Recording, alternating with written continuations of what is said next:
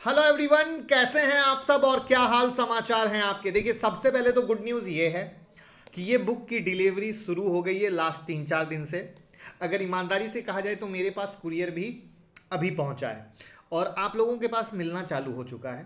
तो thank you so much कि सबसे पहले आपने इसको बेस्ट सेलर बनाया। और अगर अभी तक आपने ये बुक नहीं पढ़ी है तो लिंक डिस्क्रिप्शन में ऑर्डर कर सकते हैं। और उसके अलावा गुड न्यूज़ ये है कि YouTube मेंबरशिप में जहाँ पर मैं पहले मंथ की सिर्फ 2 वीडियो दिया करता था, अब 4 वीडियो मिलने वाली है नवंबर से, यानी हर मंथ 1 वीडियो। और बहुत धमाका, आज भी मेंबरशिप सेक्शन में एक वीडियो लाइव हो चुकी है। तो सीखते रहें और कमाते रहें। तो आज हम बात करने वाले हैं 4 शेयर में रेड अलर्ट। जी हाँ, 1 नहीं, 2 नहीं, 3 नहीं, 4। हम बात कर रहे हैं पेटीएम, नाइका, डिलीवरी और पॉलिसी बाजार की। ये खबर बहुत इंपॉर्टेंट है। चारों शेयर लगातार गिर रहे हैं। लिस्टिंग के बाद से लोग परेशान हैं और कहीं से निराशा का अंत होते हुए नहीं दिख रहा है। यहाँ पर कहानी ये है कि नवंबर में, यानी अक्टूबर के 28 अक्टूबर को हम बैठे हैं और जो नवंबर है, इस नवंबर में बड़े इन्वेस्टर का लॉक इन पीरियड खत्म होने वाला है। आईपीओ से जो पहले इन्वेस्ट करते हैं उनको प्री आईपीओ इन्वेस्टर कहते हैं और उनका लॉक इन खत्म हो जाएगा और वो जो खत्म होगा उसकी वैल्यूएशन है 87,000 करोड़ रुपए से अधिक के फ्री शेयर। इसका मतलब वो कभी भी बेचकर निकल सकते हैं। अभी तक वो एक समय सीमा में बंधे थे जिसके कारण वो बेच नहीं सकते थे। यहां पर नाइका के शेयर में लॉक इन पीरियड 10 नवंबर को खत्म हो रहा है। पीबी फिनटेक यानी पॉलिसी बाजार में 15 नवंबर को खत्म हो रहा है।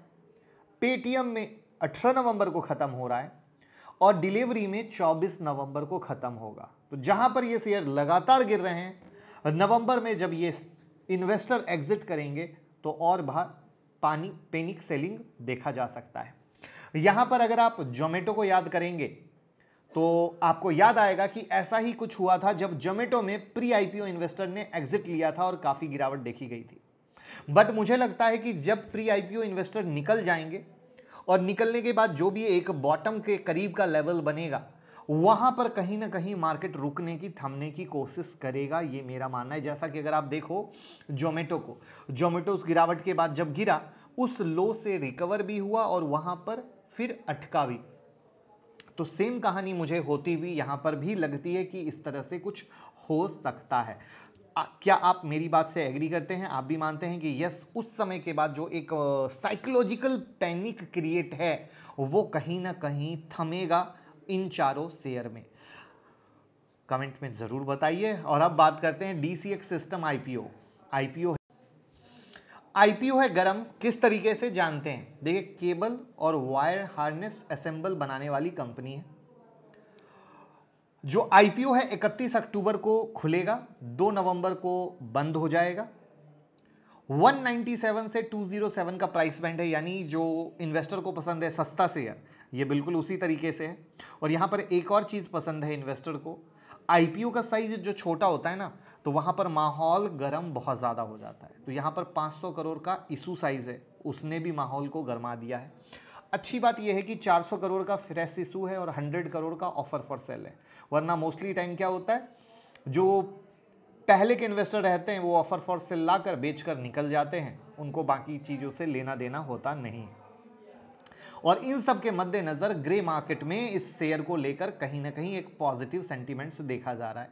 80 रुपीज़ प्रीमियम पर ट्रेड कर रहा है। दैट मीन्स क्या हुआ कि अगर ये सच हुआ तो 40% प्रीमियम पर लिस्ट हो सकता है। यहां पर देखा जाए तो कंपनी का जो ऑर्डर बुक है वो काफ़ी अच्छा है और साल दर साल इंप्रूव हो रहा है। डिफेंस के सेक्टर जो पॉजिटिव सेंटीमेंट्स में चल रहे हैं, उसका भी इसको एक फ़ायदा मिल रहा है, क्योंकि कहीं ना कहीं ये शेयर उससे कुछ जुड़ा हुआ है। तो देखने वाली बात है कि किस तरीके से आगे क्या निकल के आता है। तो अभी आगे बहुत समय है, उसके बारे में मैं खुद आपके साथ अपडेट कर दूंगा।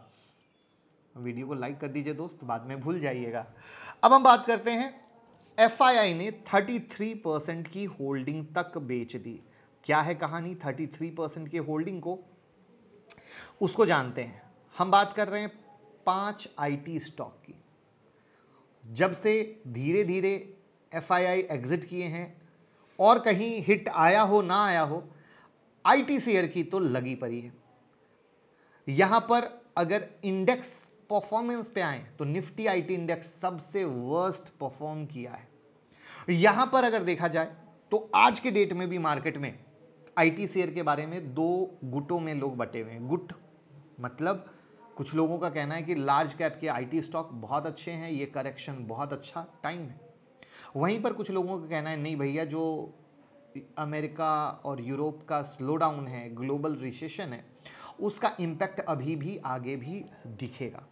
यहां पर आपको एक चीज जानना जरूरी है कि अगर हम जनवरी 2021 और मार्च 2022 से कंपेयर करें तो एचसीएल टेक में एफआईआई की पोजीशन थी 23.22%, वो घटकर हो गई 18.97%।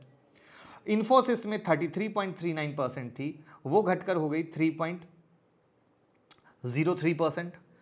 टीसीएस में 14.43% थी, वो घटकर हो गई 14.15%। टेक महिंद्रा में 36.15% का था, वो घटकर हो गया 34.27%। विप्रो में 9.83% था और वो घट के हो गया 8.11%। 5 दिग्गज शेयर की ही बात कर रहा हूं।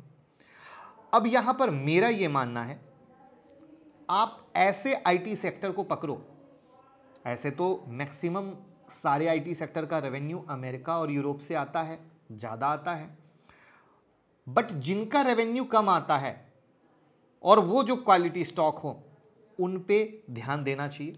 दूसरी कहानी ये है कि अगर हम एक बार में पैसा नहीं, एसआईपी मोड में पैसा डालते हैं तो वो एक बहुत करेक्ट पैरामीटर होगा आईटी इंडेक्स में पैसा लगाने के लिए।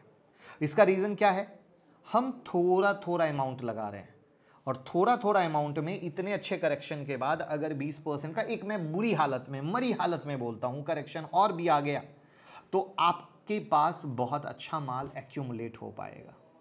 क्यों? क्योंकि आप ऐसा तो एक साथ लगा ही नहीं रहे हो, और जितना सस्ता होगा तो आपका शेयर का वॉल्यूम साइज उतना इंक्रीज होगा। तो उसके बाद जो नेक्स्ट 3 to 5 ईयर्स का विजन होगा, वहां पर जो आपको रैली मिलेगी, बहुत मोटा पैसा बनेगा। मोटा पैसा नहीं, काफी मोटा पैसा बनेगा। तो ड्यू टू दैट रीजन मुझे लगता है कि ये चीज होनी चाहिए और मेरा ये नजरिया है। बट गलती यहां पर ये होती है कि जब सब लोग सारा पैसा एक ही शेयर में, सब लोग सारा पैसा एक ही जगह और एक ही साथ लगा देते हैं, तब सारी गलती हो जाती है। क्योंकि फिर उनके दिमाग में सिर्फ वही शेयर चलता है कि मेरा लिया हुआ शेयर चल नहीं रहा है, मैं यहाँ पे फंस गया, उसने दिलाया था उसने फंसा दिया। कोई किसी को नहीं फंसाता है। यहाँ पर दिमाग वाली बात है कि इंसान कह क्या रहा है, आप समझ क्या रहे हो, आपकी कैपेसिटी क्या है।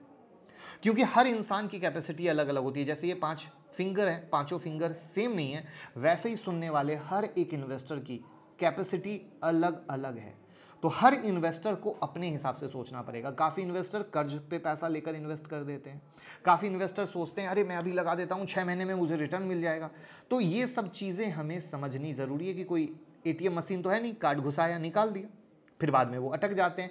तो ये सब नज़रिया अगर हम डिटेल में समझें तो कभी दिक्कत नहीं होती है। अब हम बात करते हैं आरबीआई के फैसले से पेनी स्टॉक में तेजी। जी हाँ, इस पेनी स्टॉक का नाम है इन्फीबीम एवेन्यू लिमिटेड। 20% की तेजी हुई, अपर सर्किट छू गया। क्या रहा कहानी? तो देखिए, देश की पहली लिस्टेड प्लेटफॉर्म और पेमेंट इंफ्रास्ट्रक्चर कंपनी ये जो है इन्फीबीम, इनको पेमेंट एग्रीगेटर के रूप में ऑपरेट करने के लिए आरबीआई की मंजूरी मिल गई है। अब इस प्रोविजन के तहत क्या होगा, इस फिनटेक कंपनी को ऑनलाइन और हाल में ही लॉन्च ऑफलाइन डिजिटल ट्रांजैक्शन में बिजनेस को एक्सपेंशन में हेल्प मिलेगी। अब इससे क्या होगा, जो आरबीआई की तरफ से जो पॉजिटिव संकेत मिले हैं, तो कंपनी का फ्लैगशिप ब्रांड है सीसी एवेन्यू, उसकी पोजीशन और भी मार्केट में स्ट्रांग हो जाएगी। और ये देश के सबसे मतलब माना जाने वाला कि बहुत ही अच्छा अनुभवी सुरक्षित गेटवे में से एक काउंट किया जाता है सीसी एवेन्यू को।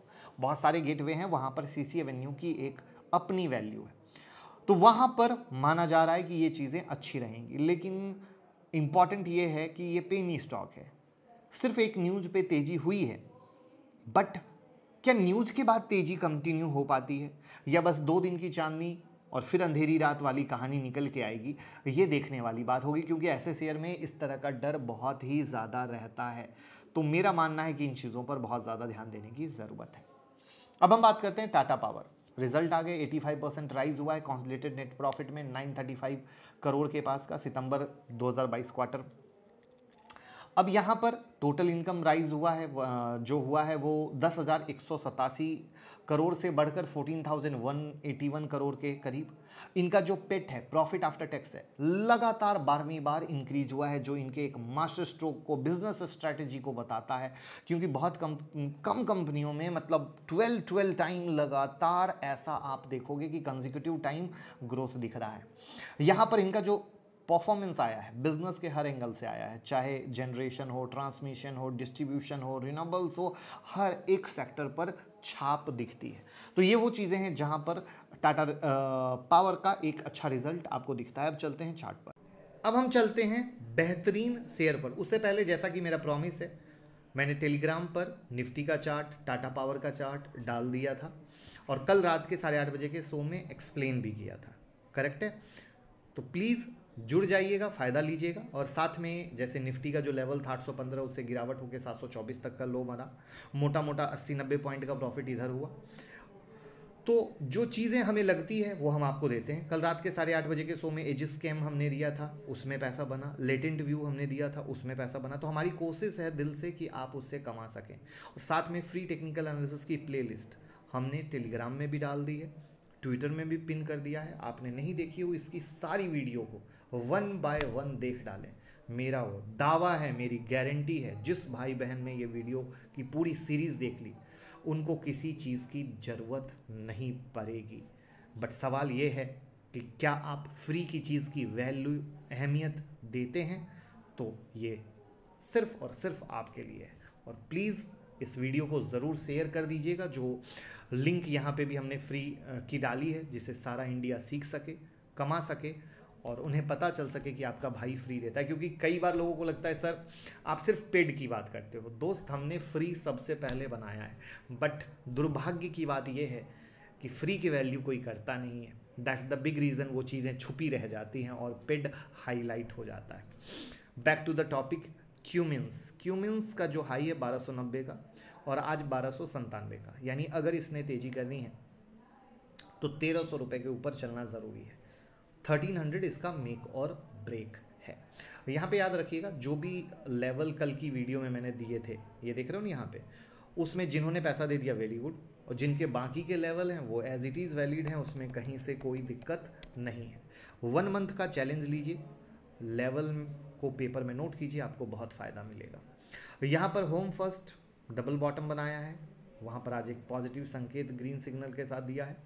यहाँ पर 703 और 695 इसका सपोर्ट लेवल है, और अगर ये होल्ड करता है तो आप इसमें एक बाउंस देख सकते हो। उसके बाद हम रिलायंस की बात करते हैं। रिलायंस में 2535 और 2560 इसका मेक और ब्रेक है, जिसके ऊपर चले तो बहुत अच्छा है। निफ्टी का चार्ट वापस से दिखा देते हैं।